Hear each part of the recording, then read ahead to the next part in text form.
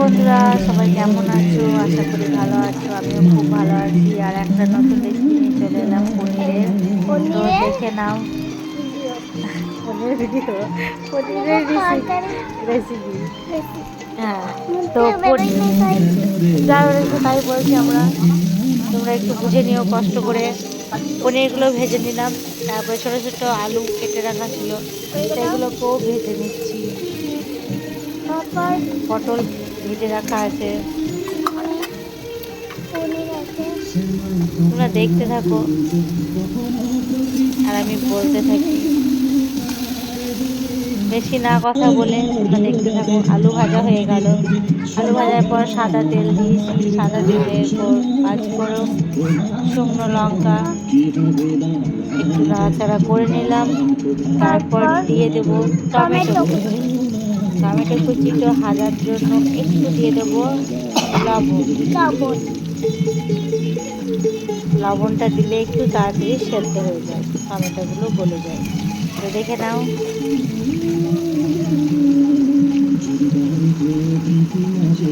কেমন হয়েছিল খেতে বল একটু বাবু? ভালো লাগছিল খেতে? তোমরাও ট্রাই করতে পারো, নতুন একটা রেসিপি। মশলা দিয়ে দিলাম। এরপর মশলাতে ছিল আদা বাটা, জিরে গুঁড়ো, ধনে গুঁড়ো, শুকনো লঙ্কা, একটা কাঁচা লঙ্কা বাটা, কাশ্মীরি লঙ্কা গুঁড়ো, হলুদ। একটা বাটিতে নাড়াচাড়া করে নিলাম। বাটিতে মেশানো ছিল জল দিয়ে, এখানে একটু ভিজানো ছিল কিছুক্ষণ। তারপর তেলে দিয়ে দিলাম। তেল ছেড়ে গেছে। এবার তেল অনেকক্ষণ কষার পর তেলটা ছেড়েছে। এবার আমি সব ভেজে রাখা জিনিসগুলো সব দিয়ে দেবো। পটল দিয়ে দিলাম, এরপর আলু দিয়ে দেবো। আলু ভাজা দিয়ে দিলাম। আলু দিয়ে দিলাম। আলু দেওয়ার পর একটু নাড়াচাড়া করে নিই। তারপর পনিরগুলো দিয়ে একটু নাড়াচাড়া করে নেব। তো তোমরাও বাড়িতে বানিয়ে একদিন অবশ্যই খেয়ে দেখো। তোমরা যেমন ঝাল খাবে সেরকম ঝাল দেবে। এবার পনিরগুলো দিয়ে দেবো। এবার পনিরগুলো দিয়ে দেবো ভেজে রাখা। আর পনিরগুলো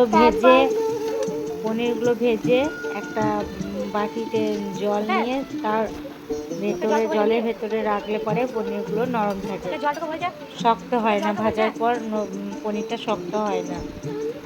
তো দেখে নাও, নাড়াচাড়া করে নিয়ে জল দিয়ে দেবো। জল দিয়ে ফুটে যাওয়ার পর, আলু সেদ্ধ হয়ে যাওয়ার পর আমার পনিরের রেসিপি রেডি।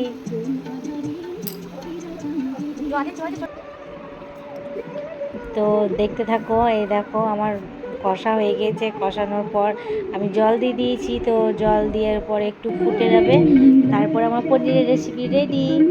সবাইকে